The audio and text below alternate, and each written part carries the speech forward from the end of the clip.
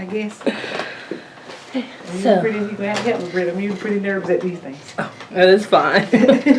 So my name is Brittany Newberry, and I am interviewing Gwynnis Mosby for the Atlanta Hip Hop Oral History Project today, September 30th, 2023, in Tucker, Georgia.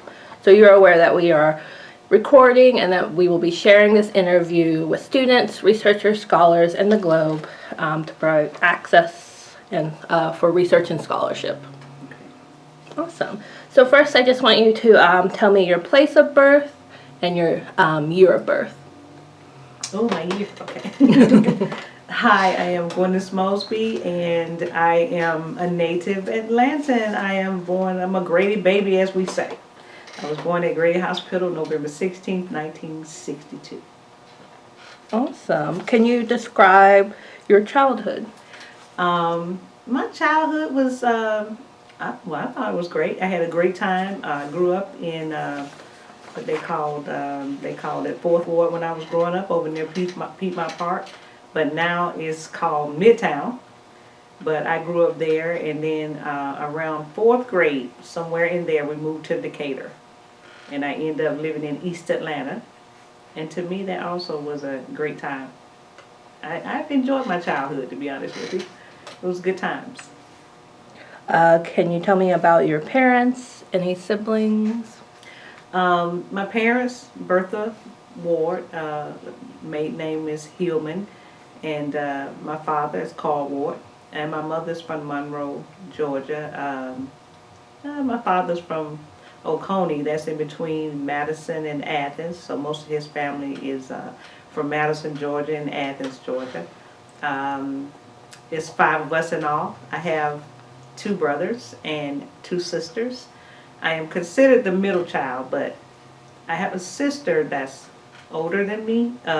She's actually the middle child because my brothers come before her. We have 2 brothers first, and then my sister, and then me. But they consider me the middle child. And then I have a younger sister. So it's 2 boys and 3 girls. And what was your community like outside of your family? Outside of my family, we were very active family in our community. My brothers played sports, and my dad coached football. And he definitely was involved in the sports that my brothers played. I know when we lived in Atlanta, near Piedmont Park, we lived on Parkway. And when we lived in that area, we definitely was very active in our community. We were always at the, we went to a school called C.W. Hill, and we went to Bedford Pine Park. That's what we would go down to the park.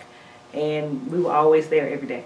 We participated in baseball, softball, basketball, hula hoop, jump rope competitions. I mean, we were in everything. Dance.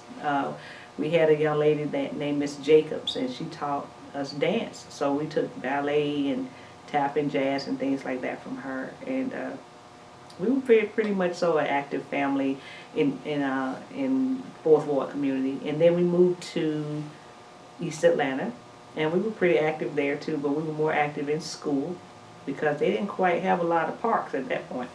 I mean, when we first moved there, we were like, where are the lights and where are the sidewalks? Because in Decatur, there was no lights and sidewalks. So we were pretty active in school. So, of course, again, my brothers played sports. I was a majorette in high school, and my youngest sister cheerleader. My oldest sister was our school government president, things like that. The radio legal reporter at that time, but she reported for the school. And my older brother played football. My brother and him played basketball, but my older brother played both basketball and football, but he actually specialized in basketball. So we were pretty active in both. And my dad at that point coached at Gresham Park, which was in our area, and he ended up being the most winningest coach in the history of Gresham. So he was a pretty awesome young man in our community. Awesome, thank you. So where else did you attend school? I went to my elementary school was C.W. Hill first. I went to C.W. Hill Elementary School, and then when we moved to Decatur, which was East Atlanta, I ended up going to Peterson, Gardner B. Peterson Elementary School. From there, I went to East Atlanta High School. So in East Atlanta High School. That's where I graduated from. College, I went to West Georgia College. That was a lot for me trying to go to school full time, work full time, and pay for school. So I ended up coming home and I went to DeKalb College because I ended up getting a job as a pharmacist assistant. And I went to DeKalb College, and actually from there, instead of going on to my 4-year college, I ended up going to cosmetology school. And I graduated from Arnold's School of Cosmetology in the aesthetics program. So what were your personal aspirations growing up? Actually, my personal aspirations of growing up was I always wanted to have my own business. I always wanted to have my own business, and my high school boyfriend that I'm married to at the time, I am currently married to my old high school boyfriend that I definitely wanted to marry him at 19. But he and I would walk home from school all the time, and we would talk about our future and things we wanted to do, and we always talked about having our own business. And to this day, I have my own business, and I'm so grateful for that. What is that business? I have a makeup school, makeup academy, that I train makeup artists and get them prepared for the industry. We are a makeup school only. I am the first state certified school that's got the it's called post secondary, but I am a certified school through the state of Georgia, and the first. Voila. But I'm grateful for that because I've been training makeup artists for 30 years. My school will be 15 years old, so I'm grateful. Oh, thank you. So where was your first job? My first job, you want to know my first job ever, or? Yeah. My first job was at Arby's. I worked at Arby's on Moreland Avenue, as a matter of fact, and that was my first job, making roast beef sandwiches and making coleslaw and apple turnovers. That was my job. And where did you work during college? During college, I worked, when I was at West Georgia College, I transferred because I started working at Arby's in high school. Mm-hmm. And then when I went to West Georgia, it was an Arby's across the street at West Georgia College, so I got to work there. When I came home, I worked for Treasury Drugs.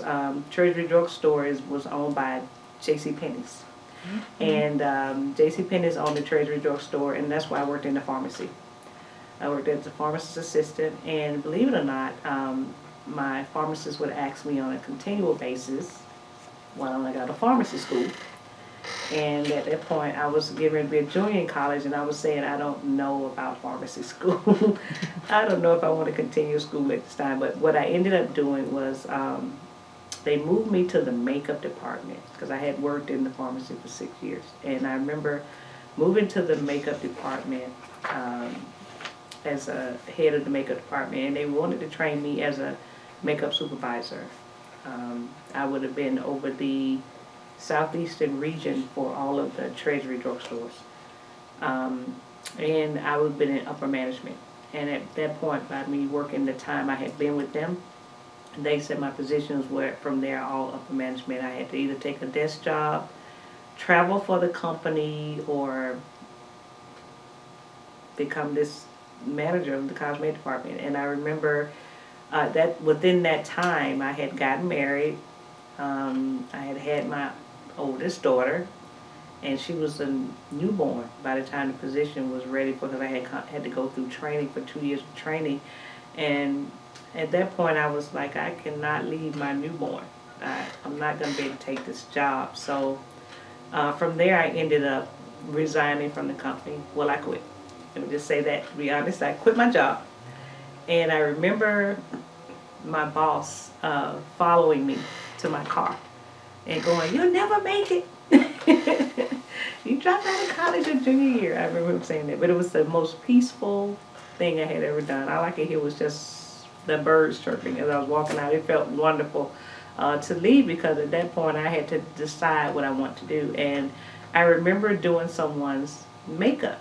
I sold makeup to pay for college. I used to work for a company, and while I was in college, and also I enjoyed being on the cosmetic division for my job. And as I sold makeup in college just to pay for classes and things like that for this independent company out of California called Chambray, um, I did someone's makeup. And I remember doing their makeup and they loved it. And they kept looking in the mirror and they kept saying, oh my gosh, I can't believe this is me and all this. And I remember looking at them and feeling so inspired. And I kept saying, this person feels wonderful from something that I've done. And if I can make people feel like that, I think makeup is what I want to do. And I remember deciding to go to cosmetology school and to take up makeup. Thank you. So you described this moment, this event that led to cosmetology school. Can you describe any other influential figures or events in your life? Believe it or not, my most influential people in my life when I became a makeup artist, most all the makeup artists were white that I learned about in school. I mean, they were white men and a couple of women I learned about.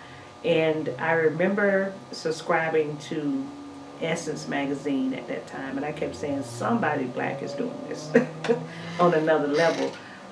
One thing about me, I've always had visions of things that I'm going to do that I feel like God is giving for me to do. And I remember feeling like as a makeup artist, I was going to be doing celebrities. I really did. I had the vision. I had a little voice say, you're going to be doing celebrities. Now, of course, this was the 80s and no one was doing celebrities and there was no celebrities in Georgia. There was a few, but it wasn't many. And I remember going, telling people and they laughed. They laughed at me the whole time. And no, my husband never laughed. And I remember in school, when I was in cosmetology school, telling them that I was going to be doing celebrities. And I remember my instructors would laugh and the students would laugh. And I would be like, it's not funny to me because I have this vision. I see it. And I literally saw myself painting a celebrity. And I kept saying, I already know that this is what I want to be doing. And what was amazing to me to subscribe to Essence, I kept saying, someone black has to be doing this. And I found this young man named Reggie Wells. And Reggie Wells was the makeup artist for Oprah Winfrey for 25 years. And I remember every year, I subscribed to Essence for 7 years, and I would always look at the covers and go, who did the makeup? And it would be Reggie Wells. And I can tell if he didn't do it, when he didn't do the issue that someone else had done it, but I could always tell by his makeup whether he had done the cover or not. And I remember going, this guy is inspirational for me. I mean, this is what I want to do. And I remember even calling him. I called his agency and they gave me his information, his phone number actually. And I called him and he talked to me for a long time. And I got to meet him here in Atlanta at the Warner Brothers show. I had told one of my friends I wanted to meet Reggie Wells, and he said, I can introduce you to Reggie. And I met him, and that was just one of the biggest things for me, because he was my celebrity in makeup. Awesome. So, what happened after cosmetology school? After cosmetology school, I ended up doing makeup for various fashion shows, and I ended up starting out in fashion. I kept thinking I was going to get a chance to do big time fashion like what they do in Paris and in New York and things like that. And here in Atlanta, the fashion wasn't quite that, but I ended up working with some great fashion photographers, and in working with those guys, I ended up learning how to do photography makeup, how to do makeup where if photography is beautiful, or I would study my work after I would get a picture. And I would look at it and see where I need to get better and what I need to do better. I would do a lot of fashion shows because it helped me work faster.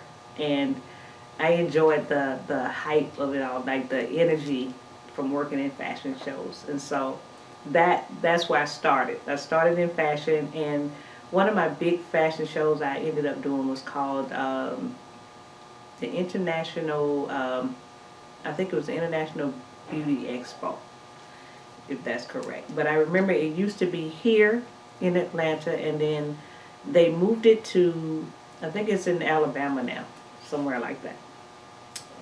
Florida, I think it's in Alabama, I'm not quite sure.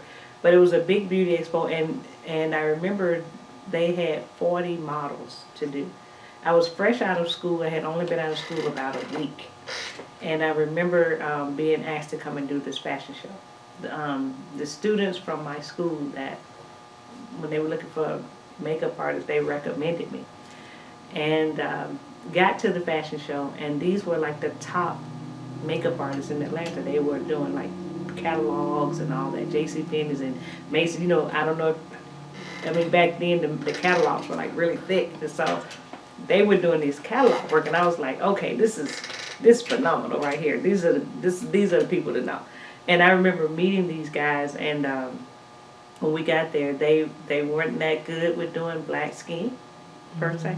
So I remember going to the head makeup artist and asking her, could we do all the ethnic models? I was like, can we do the blacks, the Asians, and the Hispanics? And she was like, sure.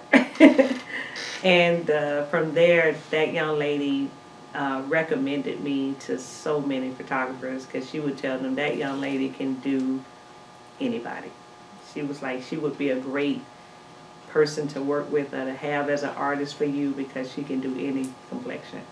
And it benefited me great, because when I was in cosmetology school, I was like the only black. It was a few blacks that came through, but you know, like to finish, I remember when I finished, it wasn't many blacks finished. And when I was there, some would come and not stay, but most of the students were white. And we had a few Asians in there, so every day they would ask me to do their makeup. And then the Gold Club opened up the street. It was really funnier.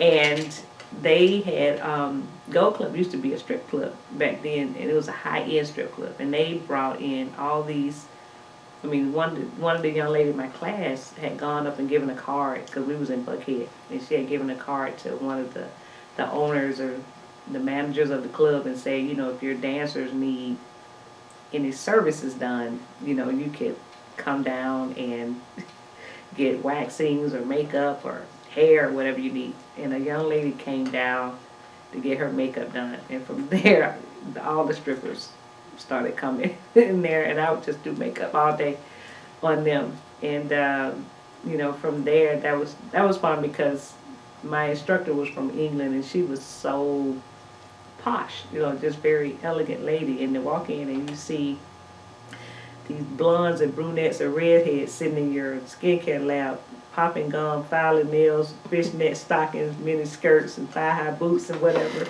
She comes in and she goes, my word. I was like, they're here for me. And, you know, from there, those guys, it was good for me, because it taught me how to do kind of like stage makeup, or, you know, things like that. So out of that experience, I remember meeting the makeup artist, and I kept saying, I'm going to do celebrities. And he had already been doing celebrities. He was living in New York, working, and he was dying of AIDS. And his mom said, well, you're going to die, you know, I want you to come home. And he had worked with Diana Ross and Stephanie Mills and Gwen Guthrie and all these people. And I would ask him all the time, I would go, what do I need to do with my makeup, because I'm going to be doing celebrities? And he would say, well, Gwynnis, your makeup is flawless. You just need to just take it heavier. And that's all he would tell me all the time. Just go heavier with what you do. He said, your makeup is flawless. He said, that blend you have, phenomenal. He said, but just take it heavier. And I remember when those girls came down and they needed their makeup heavy, I was like, here's my chance. So at that point, that was just good practice for me, being in school. And actually getting a chance to do that fashion show, it just took me to a place to where I got to meet such good people. And from there, I just started getting called to do so many photo shoots and things like that. And once I got out of school, my husband used to do, he was an artist in the 80s with a group. And I remember he introduced me to the Bronner brothers. And Bernard Bronner literally took me and introduced me to a few people when I was in school. And he took me to the lady that ran the fashion show. And he said, here, this is a new and up and coming makeup artist. He said, you guys ought to hire her. And they hired me to do the fashion shows. And I did them for a while. And after doing them, they ended up making me the lead makeup artist after a few years. And then they had me teaching classes at the Bronner Brothers show, training makeup artists. So that gave me the the aspirations to open my own school as well. I had many reasons for opening my own school, but that was a good one there too. Okay, so I want to get into the music side of it. You've been mentioning working with celebrities, so I want to like go back a little and ask, how long has music been a part of your life? As far as like me loving music or just working with music artists. And loving music, like when do you remember like listening to music as a child? I loved music all my life as a child. Growing up in our home, we were exposed to just all kinds of music, whether it was rock, whether it was jazz, whether it was bebop or doo-wop, R&B. Just we listened to everything classical. I mean, we listened to just music, and my dad just exposed us to everything. So we knew about so many different artists growing up. My mom loved blues, so we listened to blues, and we listened to just so many things. We really did. So now my daughter is like that. My youngest daughter just loves music and just all kinds. So we listened to everything growing up. So I was exposed to a lot of country, just what a gospel. I mean, just a lot of different things. I like music. I really do. Okay. So when did hip hop become a part of your life? Believe it or not, hip hop became a part of my life when because when I first came into the music industry as a makeup artist, I was born again Christian, believe it or not, born again Christian, and I was doing makeup and fashion, and the models that I started doing makeup for started appearing in these music videos. And they would always ask the director, the producer, can we bring our own makeup artists? And they would go, sure you can. And I remember being at a music video, and this is how I got introduced to this industry of hip hop, because believe it or not, when I first started, I didn't know who a lot of these people were when I came in. So, and they would ask me a lot of times, they'd be like, oh, which song did you like, or do you like this? And I would be like, haven't heard your song, I don't know. But, and they would say, oh, she's funny, I like her. And I'd be like, well, no, I really haven't listened to it, because I really, for about 5 years of my Christian walk, I listened to no secular music. So it was a lot of artists that came along, I had no idea who they were. And I remember being hired to do makeup for Arrested Development. They were coming out with Tennessee. And I remember being on set. It was so cold when we shot that video. It was freezing. And I had already been working with artists like SOS Band and, different artists at the time that were up and coming. I had been working with them doing album covers and photo shoots and videos and different things like that. So when I came on the set of Arrested Development, I remember it was so cold. We shot out in Douglasville, this little old house. Everything around it was modern, but this little old man refused to sell his home. So it was sitting in the middle of this field around all this modernization around it. And we shot there, and I remember listening to Tennessee and checking out this group and their music, and I was going, this is pretty interesting. I really liked it to see, and I remember wanting to see who was singing the part, Won't You Help Me, with the strong vocals. And at first I thought it was Tariq, because she's like, you think heavy set women can really like belt out a note. And to go out in the video set to do the touch-up, because it was so cold. And this little woman, tiny little woman, Dion Ferris, is the one belting out this big note. And I'm going, this group here is just interesting, because number one, you had an older gentleman in the group. You had the dancer, which was Ishi. And then you had Speech and Headliner and Rosadon, and they were just, it was just interesting to meet those guys. And then from there I got called in to do Crisscross Jump. And I remember being on set, and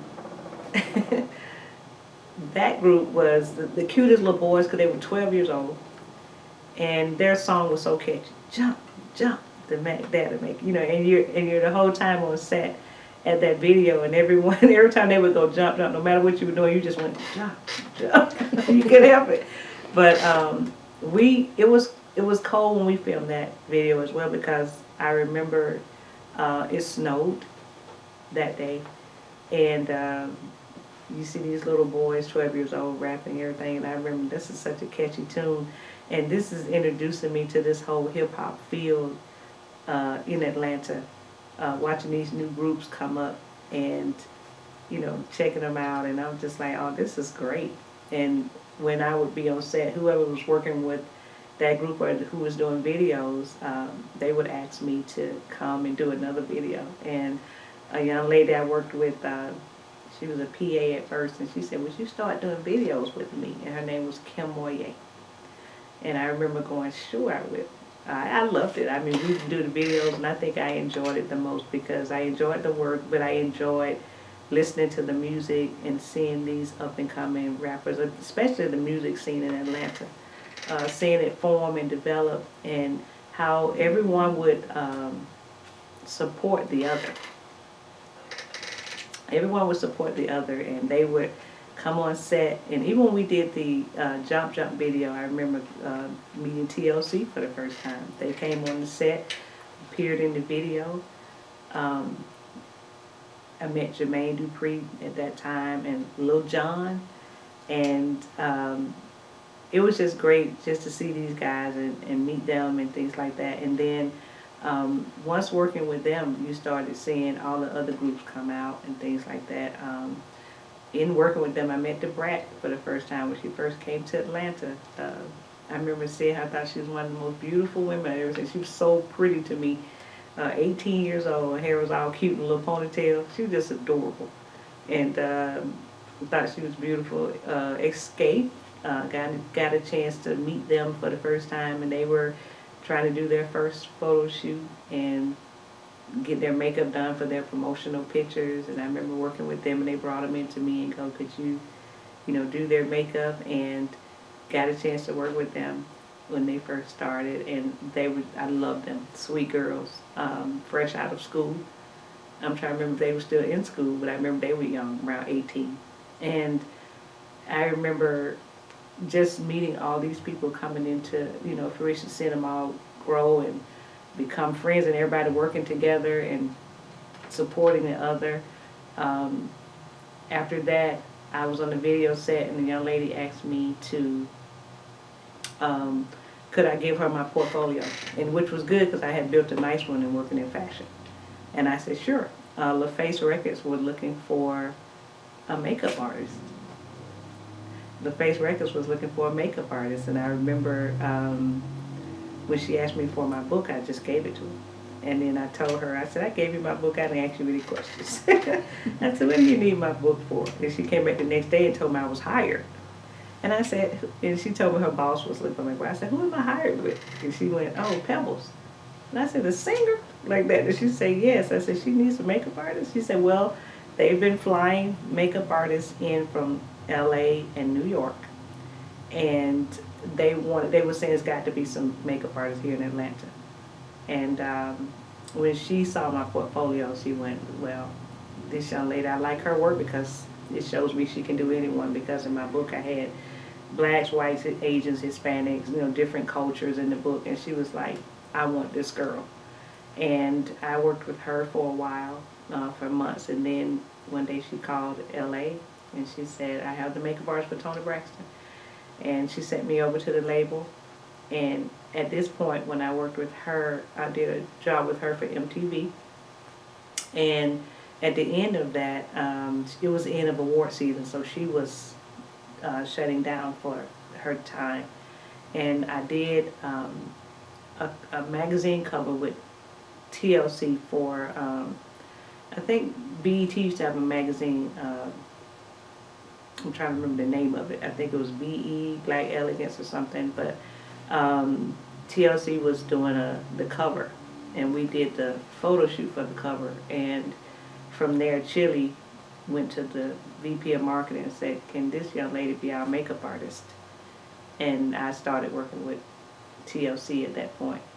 But from there, I had in the time I was getting calls to come work with just so many people. So I just remember being on a set of but whoop, there it is. I mean, tag team, doing the video for tag team, and having the opportunity to work with those guys, and the guys who did what's up with the Bankhead Bounce, so those guys, and did their album cover, and like I said, to be there at the ground floor, to see all the groups coming up, being with LaFace, I got called to do Outcast, and to see Dre and Big Boy, I remember they was like, we got to go back to school when they came to the set, but got a chance to work with them, and it was wonderful to me to work with them for so many reasons. They were just great young men, and of course, in working with them, I got to meet the whole Dungeon family. So I got to work with Goody Mob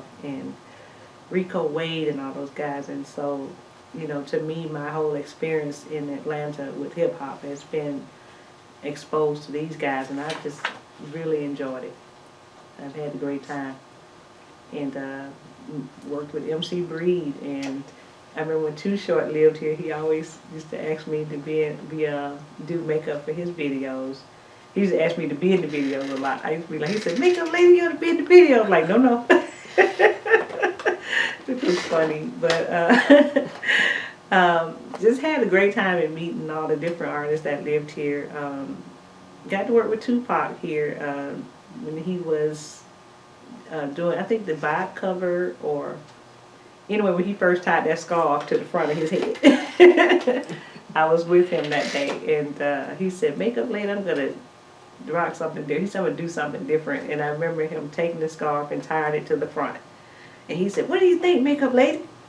Because that's what he called me. He always called me makeup lady. And I remember looking at him and going,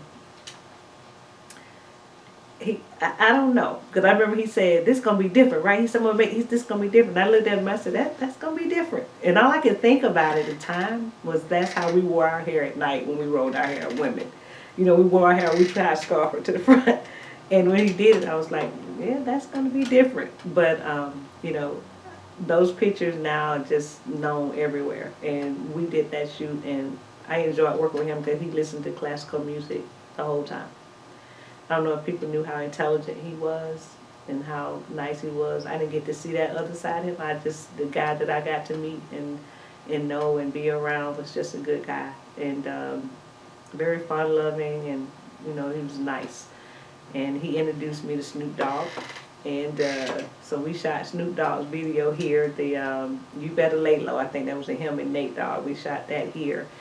And once he introduced me, I got a call to come do that video.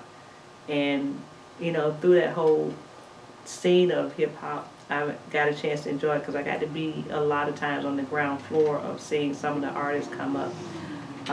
Another person I became good friends with was Hype Williams. And Hype Williams, to see him as the big producer he is now, director, good guy, became good friends. But I remember when he first started out, and to see him, become who he is now, I'm just grateful to know I can call him sometime and he'll pick up the phone and go, Gwynnis, or whatever. But, it's just the people we met along the way and got to start out with and see how they've become, very mega in this industry. It's an incredible thing.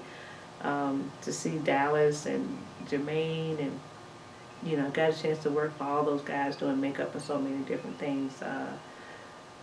Joy, I remember Joy used to be on the set when we would do things for Monica, and, did Monica. And it's just a matter of having the best time meeting all the up-and-coming artists and working in that field with this industry when it began. Thank you. So, did I leave out an artist? Several. I did. Well, if you think of them, we can come back to I hate to leave out an that. artist that I started with, or that I was there at the beginning with, and I didn't get a chance to mention them. I would hate that. But, So, what do you like about hip hop through all your exposure to it? what I like about hip hop is one thing I can say about hip hop, and even in their fashion, hip hop fashions, is that that is one genre of fashion that has changed the world. I know it started in New York. You know, of course, Crisscross started wearing the clothes backwards and everything like that. One thing good about hip hop is that no matter, I've had the opportunity to travel, you know, to so many places, and you know, usually fashion is influenced in Europe, and then it comes to America. But to see hip hop fashion in other places, it's amazing to see. I remember being in Japan and to see those Japanese kids with dreads and afros and wearing hip hop clothing. It was amazing to see. I was sitting there looking, you know, it's like, how do you get your hair in an afro, number one? But to see them with afros and dreads and wearing hip hop clothing, and that's something that's definitely that hip hop influenced fashion wise as far as the way they do. To see the different forms of rap music. I love the fact that, like Andre 3000 said, the South has something to say. And to me, the South has like some of the most interesting and exciting rappers in this business to me right now. Because I love T.I. and Ludacris. I mean, I'm just like, I love to hear them rap, and I love their music. And so it's amazing to see those young guys coming up and how it's influenced even gospel music. I love to listen to Lecrae, and I love to listen to Cat Jones, and you know, those guys are Southern as well. Lecrae being from Houston and Cat Jones from Atlanta, and these guys are. It's just a matter of seeing how rap even has formed into gospel music in my genre of music now. So I see it has a lot of influence. Even the way, you know, the kids, their style, and the way the kids are a lot more spoken now, outspoken, and it's, you know, at one time you had, you know, music artists thinking they can only sing or play an instrument. Now you have a form of spoken word rap. That's rap, really is spoken word. So you have a form of spoken word to music that other kids now, if they can't, you know, per se sing, this is a way of getting their voices heard. Thank you. So, what impact has seeing your work be global had on you?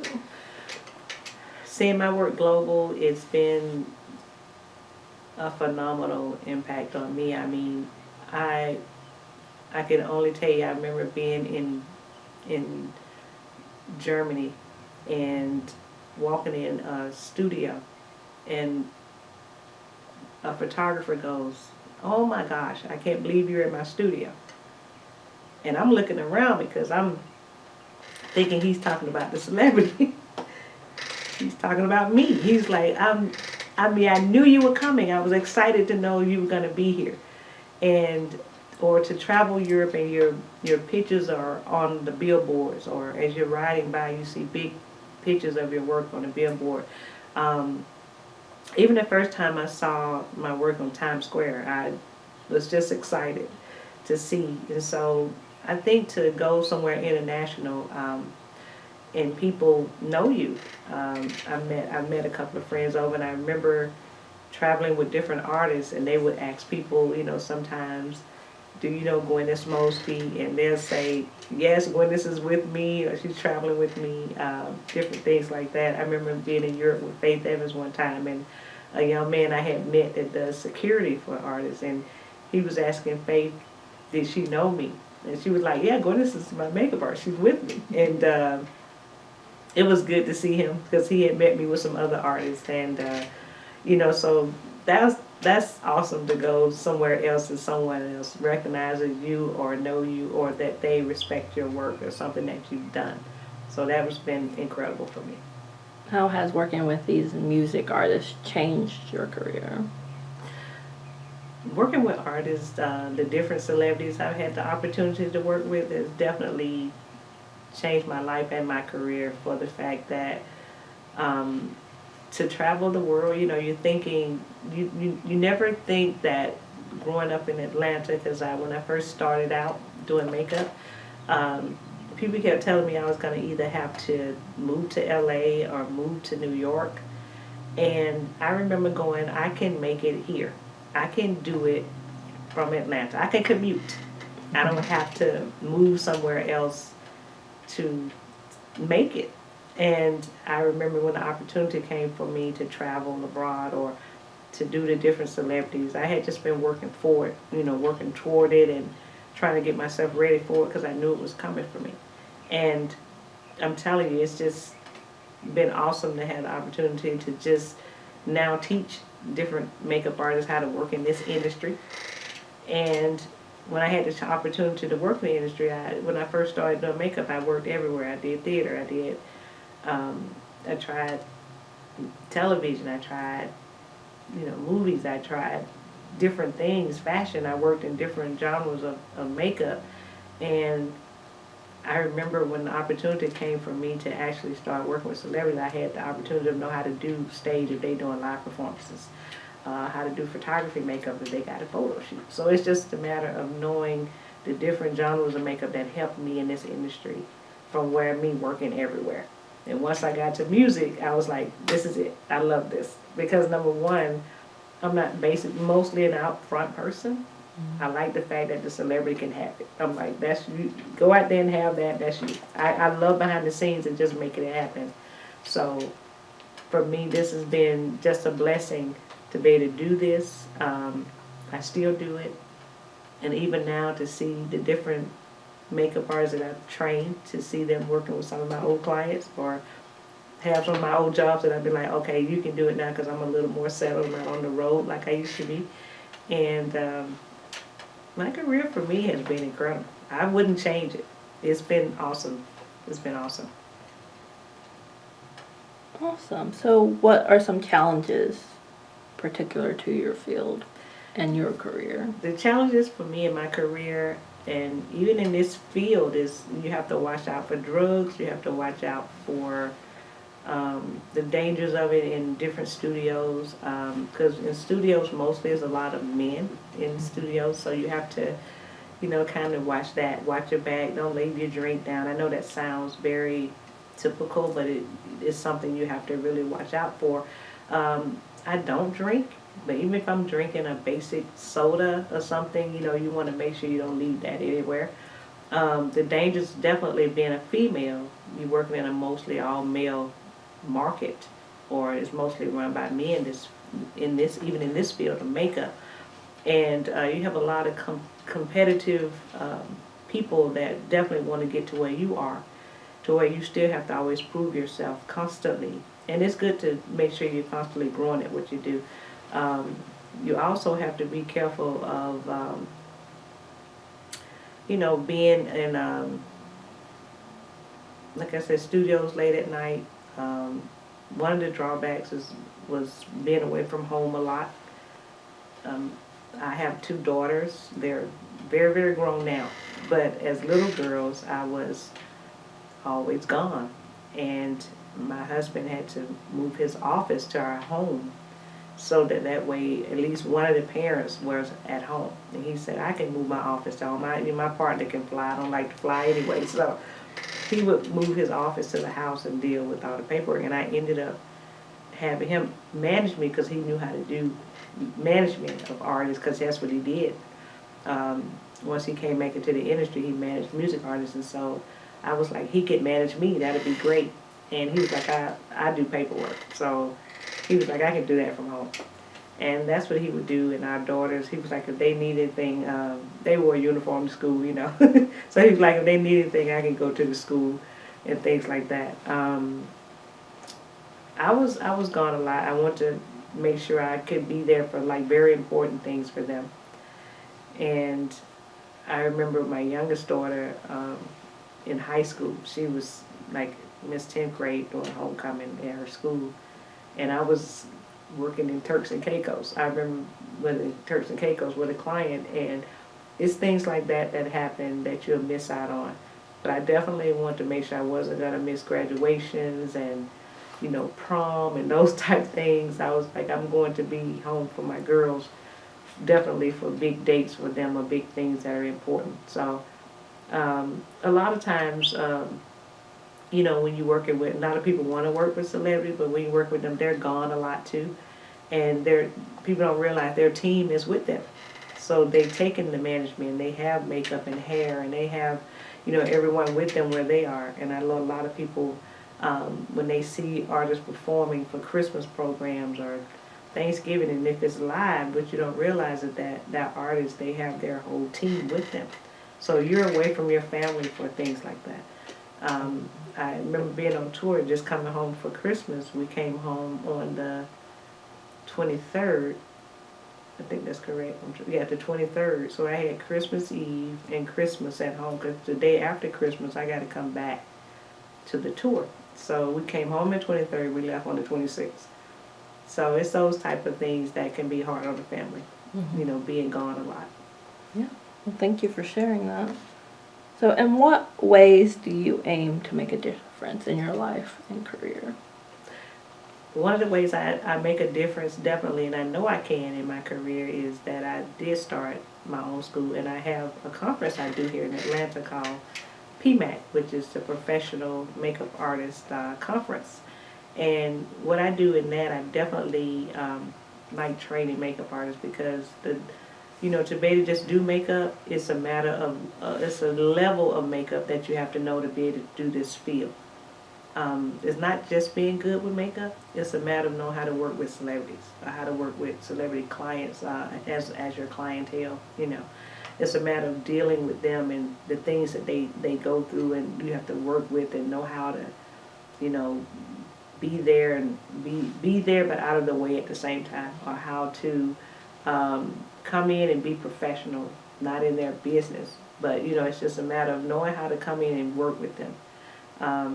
And knowing your place and working with them. And so it's a matter of teaching those kind of things and training artists on that level, and along with the application of doing makeup.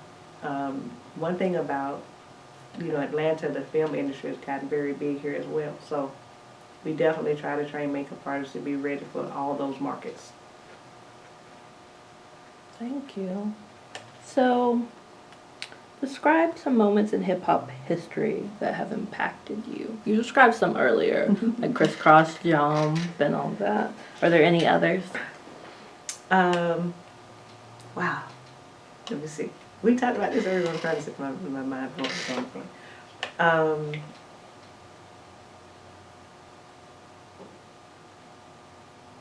It's going to come to me. Hold on. Please take your time.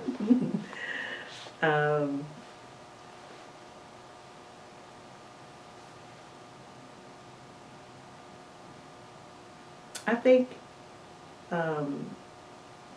is it like for me, I think going to the different award shows. I've been to all of them, and all the different talk shows. I've been to all of them except, I'm trying to remember who it was, but there's only been a few that I haven't gone to. But being able to go to, I think one memorable time for me was being at Saturday Night Live. I really enjoyed myself and Saturday Night Live, to see how they do things, and went with one of the artists from here, and going to all the different night shows, talk shows, the award shows, the Grammys. My favorite is MTV Awards, and my favorite was MTV and the Nickelodeon Kids' Choice. I love those award shows. So going to those with the different artists from here, seeing them put Atlanta on the map like that, in different places, was awesome. And people, calling. I think another thing was when I met Reggie. That was phenomenal for me, in meeting Reggie Wells. He and I walked and talked for a long time, and I remember him asking me, I was telling him how he had influenced my life as an artist, how I was very much so grateful to find someone like him doing makeup. And I remember him asking me at the time who was doing Pebbles or TLC or Tony Braxton. He was asking me, he said, because, we're in New York, we were wondering who's doing the makeup here, because the makeup is looking great. It's looking awesome. And he was like, who's doing the makeup? And then I looked at him, I was like, me. And he was like, well, we all want to meet you. And so that was grateful for me. I mean, it was an awesome opportunity that someone that I've always loved in makeup telling me that we want to meet you. And I ran into a few friends of mine that were artists, and they was telling me how he was telling them how he was just so proud of me and my accomplishments in the industry and what I'm doing. So that was just great for me to hear from someone that he's saying those things about me. Yeah, that's fantastic. So in your opinion, how has the city of Atlanta influenced hip hop?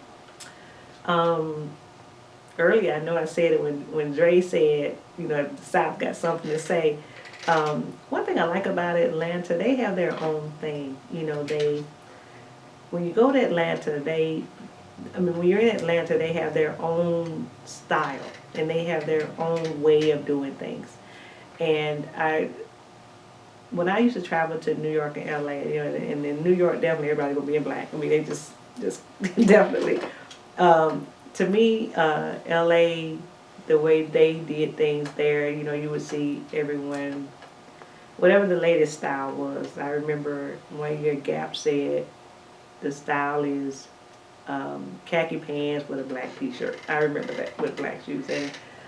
And everyone that I saw when I was in LA had on a black shirt, khaki pants, black shoes. And I was like, okay, everybody do the same thing. They all gotta do the same thing. In Atlanta, you come here and everybody just got their own thing going. And I think I like that about them. I like the fact that in Atlanta they have their own thing, their own style. How they've influenced the music industry is that you got like a lot of the best rappers here. I remember telling someone now the top rappers now out of Atlanta. Um, and believe it or not, I remember knowing that too back a long time ago, back in the early 90s, like Atlanta getting ready to be like a music mecca. It's getting ready to be an area where a lot of music is going to be coming. Because at that time it was moved from New York, and then I think it was going to Nashville, but I was like, no, it's going to be Atlanta. And the rappers here have just exploded, and you have a lot of young groups that have come out of here, and they are doing phenomenal. And actually, when you see a lot of hear a lot of songs that are, big on the radio or in music, these artists are out of Atlanta. It's something like that's awesome. And this really has influenced hip hop in a big way. Do you know of any or remember any events or people who you think had an impact on Atlanta and its hip hop scene? The artists who definitely had a big impact on the hip hop scene is definitely Arrested Development. Arrested Development won the first Grammy. For rappers, I mean, they were the first group to win a Grammy. The Brat was the first female to go platinum in music. So definitely Atlanta set it off for us hip hop. When Outkast and Goody Mob came out, they just came with a whole nother form of rap. And so those guys definitely changed the industry, changed the market.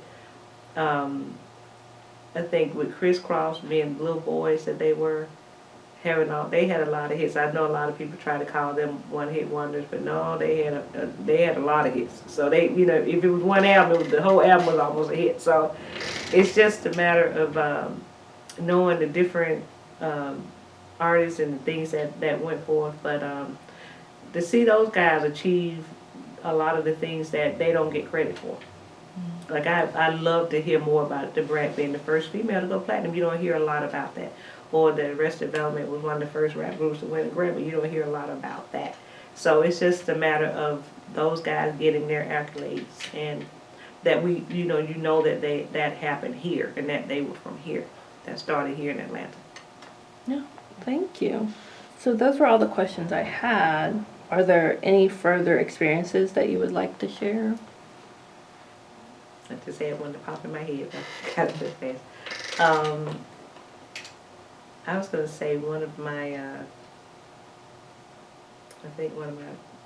favorite experiences was